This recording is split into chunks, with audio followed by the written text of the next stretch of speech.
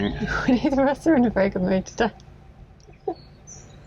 I'm not in a very good mood because I walked over across that bridge there to, well, I helped some boaters out. That was fine. Nice. They were having some problems with the water. No problem. Got the lock open. Good. They're able to fill up their boat. Then I go to use the L-SAN, and I don't normally give you too many details about the L-SAN, but somebody recently decided to use the L-SAN while wearing surgical gloves, blue nitrile surgical gloves. Fine. Not a problem. Then they removed them, tossed them into the funnel.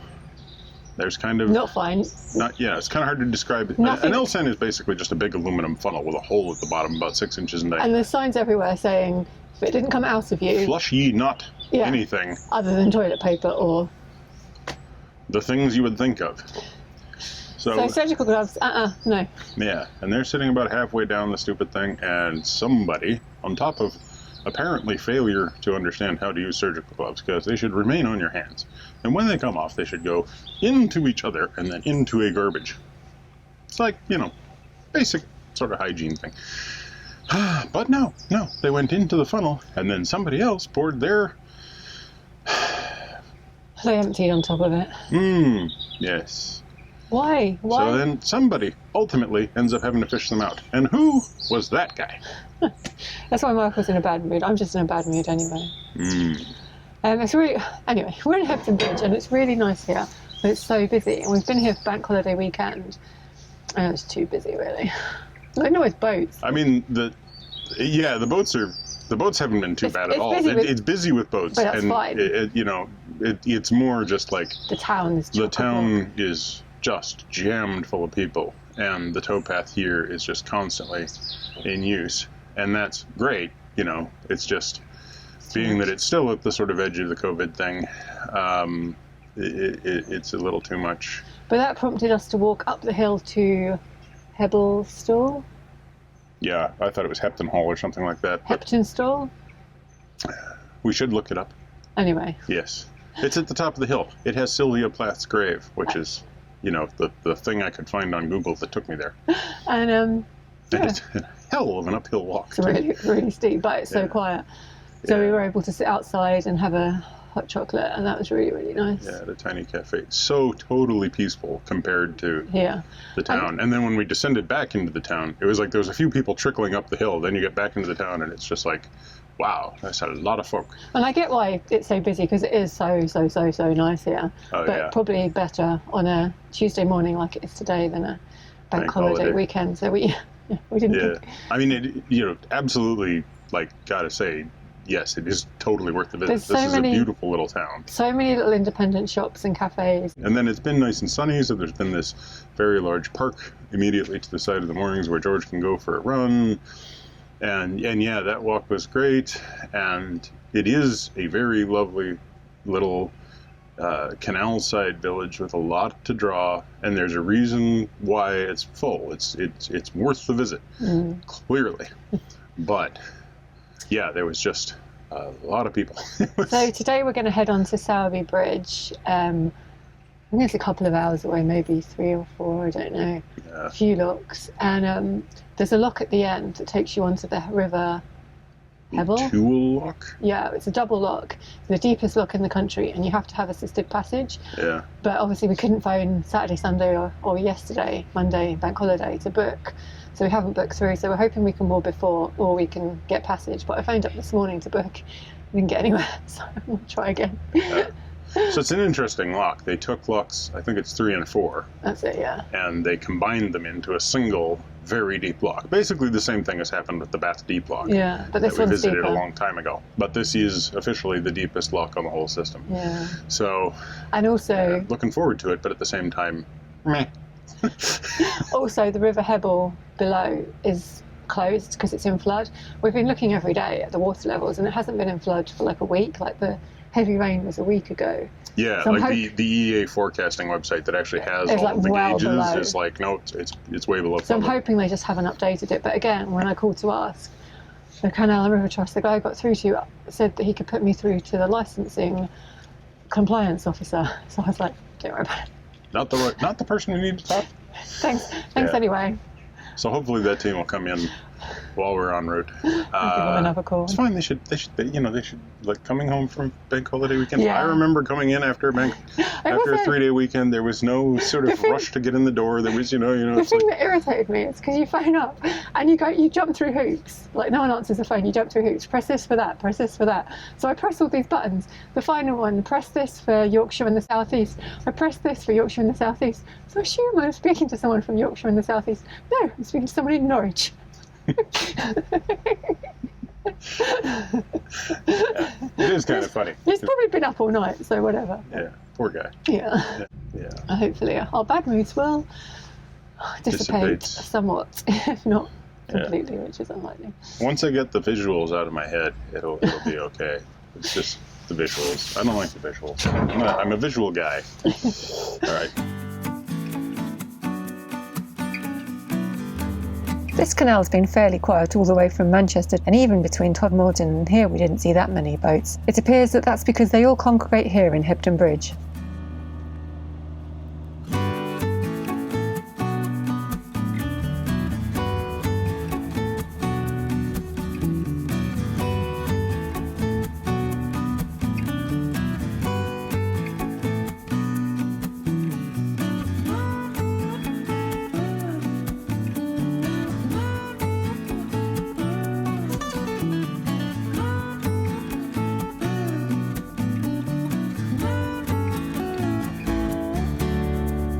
Hebden Bridge is another canal-side town with a strong history in the weaving industry that developed in the 19th and 20th century. In fact, Hebden was apparently known as Trouser Town because of all the clothes that were manufactured here.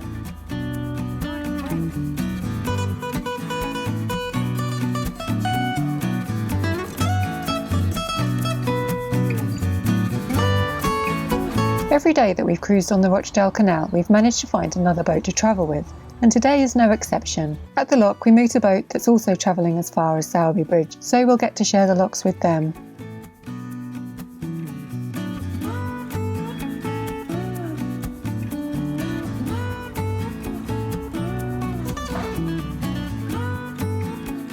They've pre-booked passage through the deep lock for 12 noon, so hopefully we'll be able to join them for their booking. I'll try to call the CRT again to confirm. Sharing wide locks with another narrowboat is one of my favourite things about travelling through locks.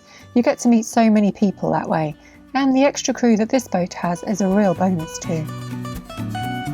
There's a total of 4 locks between last night's mooring at Hebden Bridge and the deep lock, and they're all fairly spread out, so George and I decide to ride on the boat with Michael.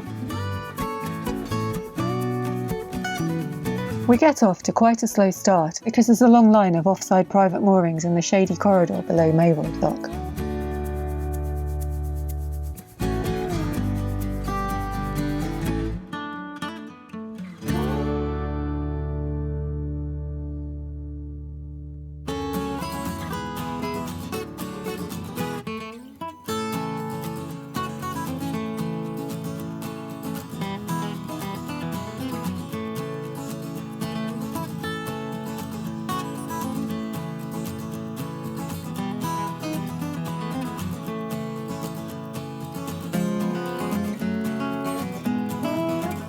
A boat's just come out of Broadbottom Lock, so it'll be set in our favour. Except the water's already been dropped for a second boat. This is another of the Rochdale locks that suffered from subsidence, and narrowboats must travel through it separately. Once the second boat is up, we'll need to wait for the boat that we're travelling with to cycle through before we can use it.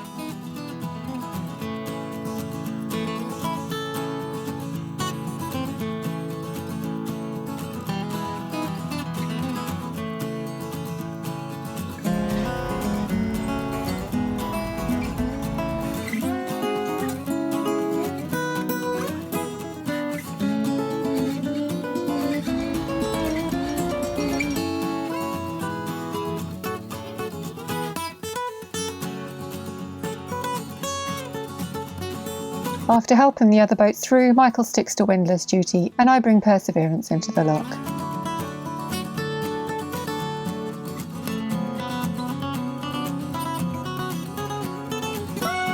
Being the only boat in a wide lock is not my favourite, but thankfully these locks are really long so I can keep well away from the sill and from the leaky gates.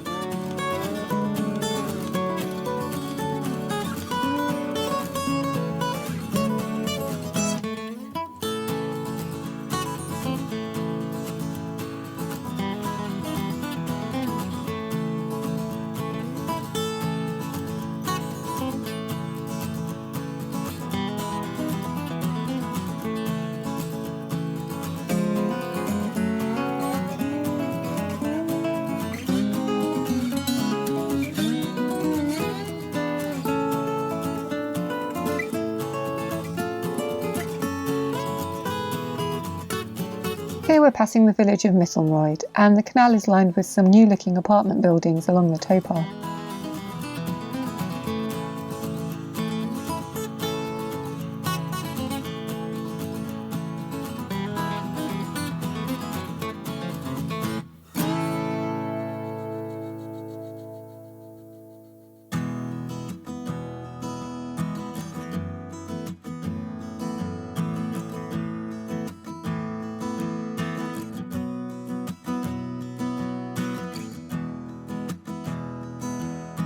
Yet another hire boat from Sowerby Bridge. Their fleet must be pretty big.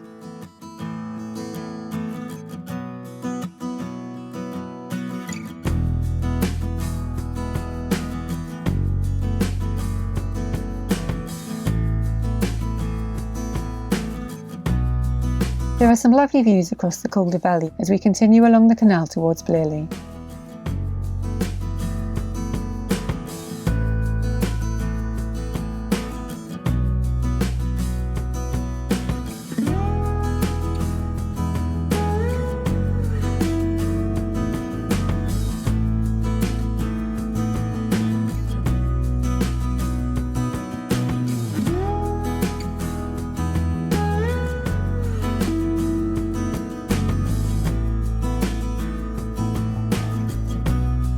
When we reach the next lock, we find that the other boat has waited for us, and they have it ready and open.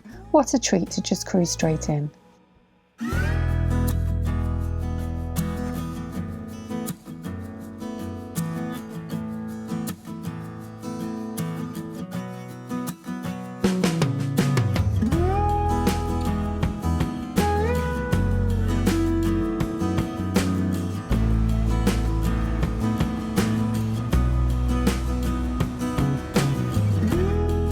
And then the next lock is another one at a time lock, so we're on our own again for this one.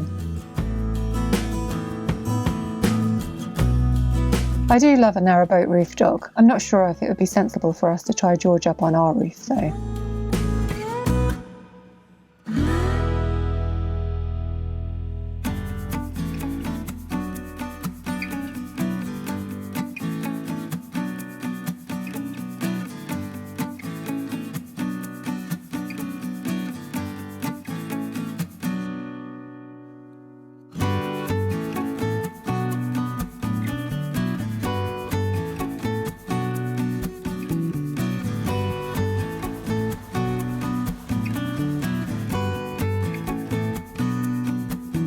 Now we have a 2-mile stretch of cruising to get us to the deep lock at Tuel Lane.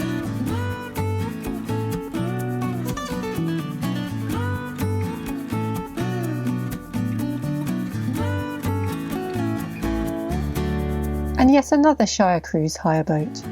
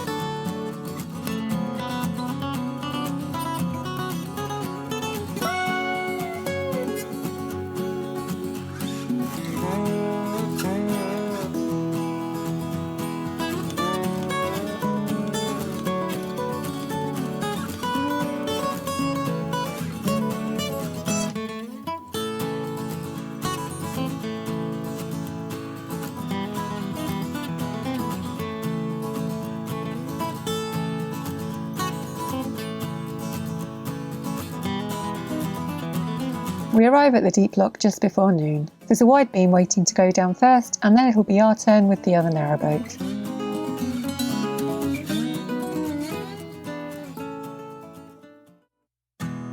Soon the lockkeeper arrives as arranged, and the wide beam is on its way. Tuel Lock has a fall of 19 feet 8.5 inches, which makes it the deepest lock on the system. The next deepest is Bath Deep Lock, which is 19 feet and 5 inches deep, and we did that one back in 2017.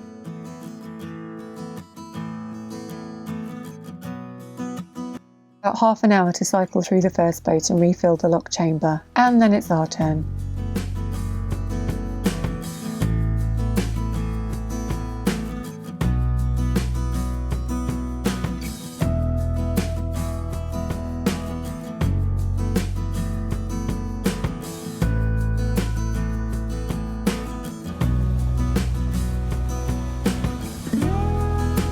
For safety, the lock side is completely blocked off, and so I can't really film the boat in the chamber.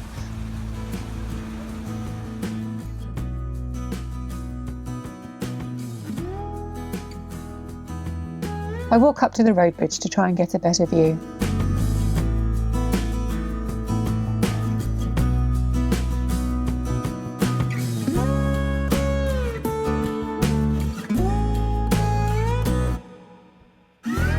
This new lock was built in 1996 and it replaces the two original locks. The site of the old locks had been developed on, so the route of the canal had to be altered slightly.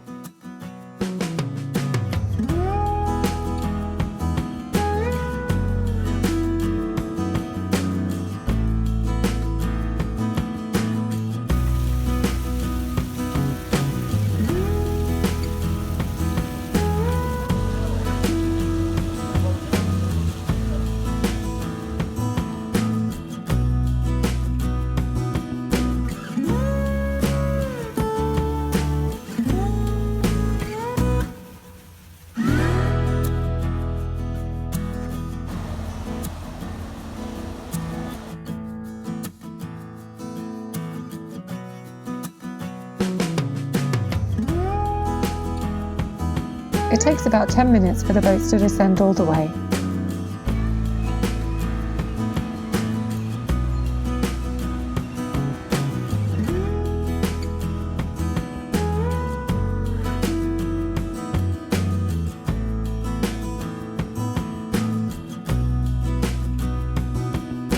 Michael is first out, and now he can proceed through the tunnel that was built at the same time as the locks during the canal's restoration.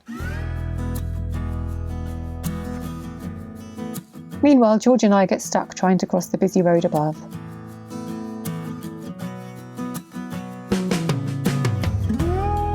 On the far side of the tunnel is another lock, and the crew of the other narrowboat have walked ahead and already have it open. And here comes the other boat out of the tunnel now.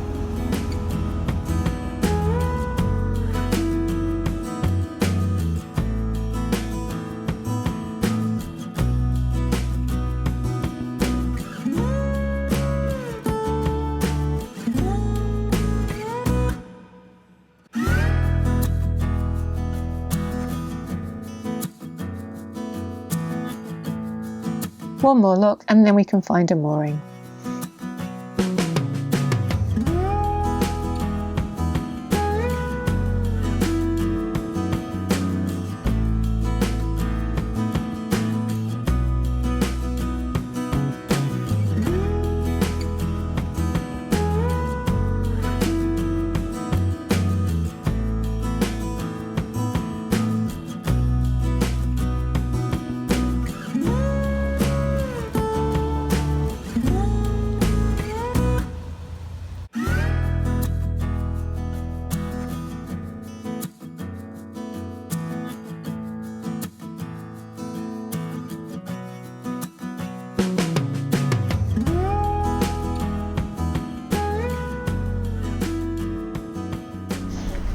That was a sunny day. Yeah, it was a good day. We got off moving kind of grumpily. Because, they heard how grumpy we were. Yeah. And a wide beam went just before us. It was waiting for the water point, and then the tap was really slow and it decided that it wasn't going to wait for the water point, so it turned around and went ahead of us. So Michael was like, "Oh, we're going to be stuck behind the wide beam." Not that there's anything wrong with the wide beam. It's just that when you were immediately behind the wide beam. When you're behind anyone, it's just slower.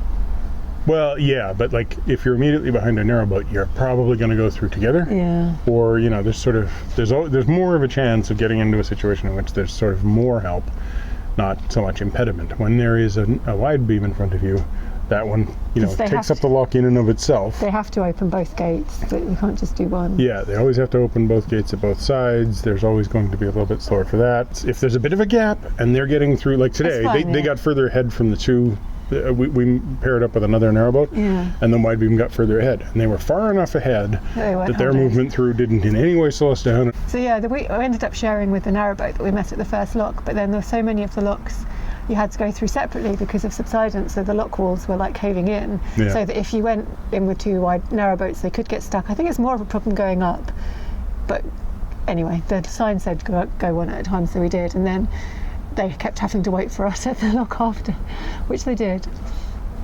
Yeah, and they were really nice. Yeah, it was a nice group. Yeah, but they were really nice. Yeah, so it was a good sized crew. So basically, there was lots of crew. There wasn't really a lot of work to do on the locks. It was basically just continuous movement until we stopped for a little while just above the deep lock. Yeah, I managed to call and get through to the Canal and River Trust. Yeah, and they booked us in for 12 with the other narrowboat, which is what we thought we'd do anyway, but it's just nice for the lockkeeper to know who's turning up. Yeah. But then there was another... There was a boat behind us who he didn't know was turning up, and he was booked in. So... Yeah, I felt bad for them. I keep thinking they must use smoke signals.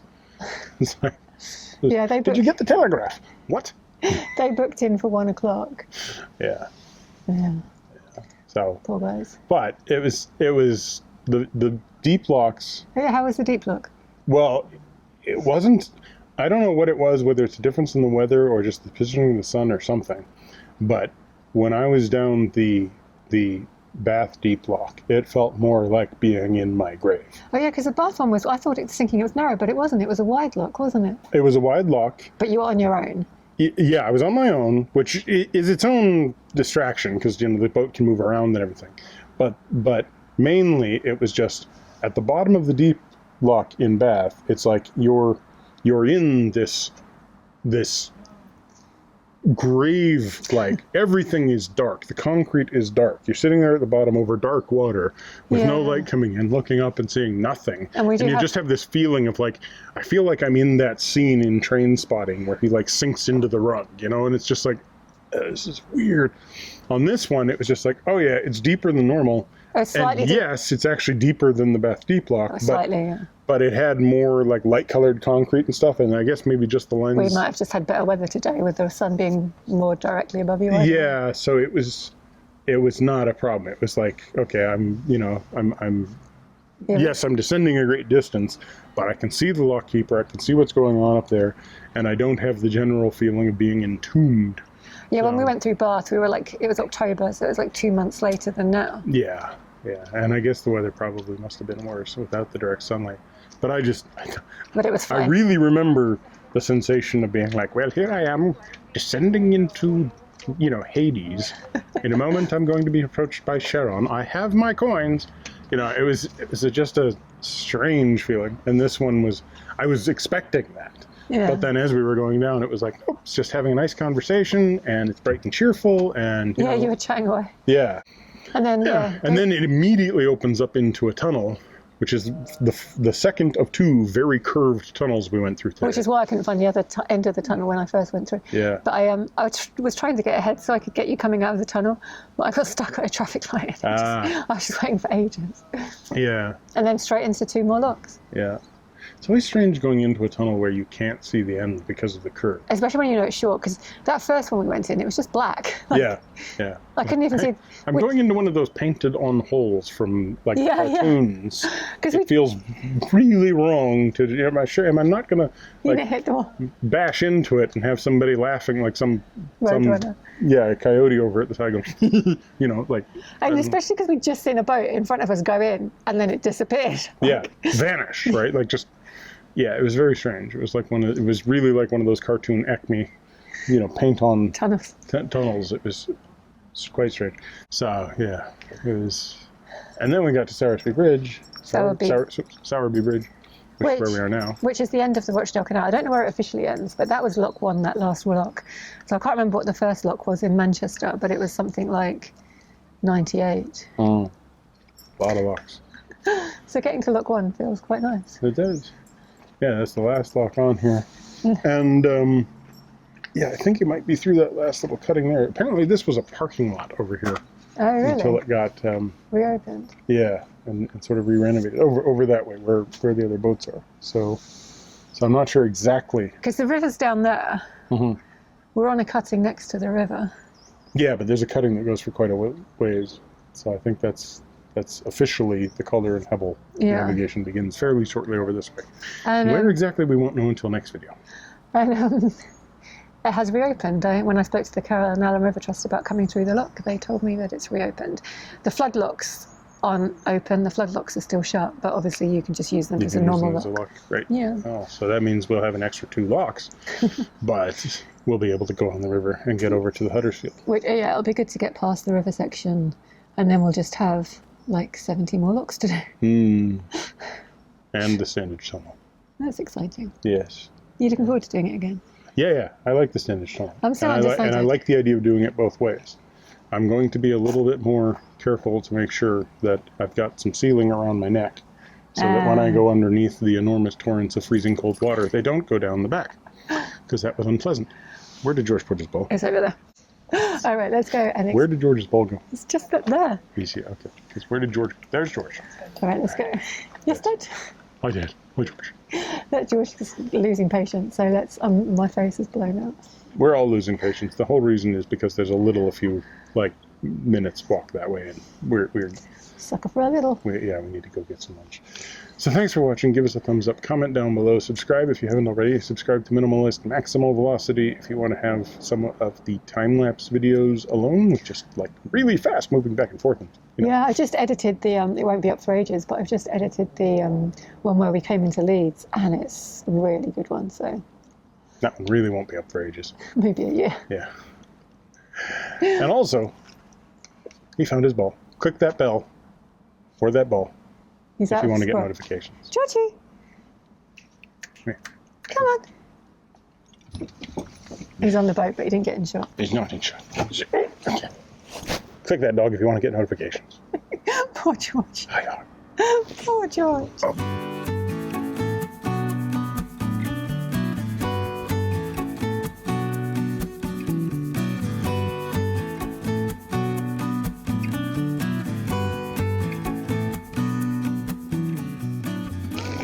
George, come here. Sit down. Lie down. Yeah. Good boy. Good boy. Good boy. Okay. Oh, good Lord, I'm blind. No, you're wearing sunglasses. The sun's not shining. The sun is shining, and there's quite a bit of glare off of that. I'm predicting the comments we're going to get. Fair enough. Sun shining, there's quite a bit of glare off of a Cheyenne trailer over there that's just within my view, so it's like my pupils are squeezing up and I'm hurting. What do you think of that colour for a boat, the second one? Oh, that sort of tealy on the direction to grey more than on the direction to blue. Yeah, I'd have it more greeny blue. I do like that. Yeah. It's a good colour. I'll still want bright orange. Not that we could get a orange roof. Go faster, red. Not that we can afford to get our boat painted. Not that we can afford to get our boat painted. Yeah, we can't afford to get our boat painted. George. Good Lord, George. Yeah, you bring your ball. Bring your ball. Now over here. Over here. On the boat. On the boat. George, come here. On the boat. Good boy. There. Good, Poochie. Good. All right. Okay, Is everybody ready? I'm ready. You ready? Yeah. Just wait for these people. Wait. Okay, they're not ready. The only thing is that... Places, everyone.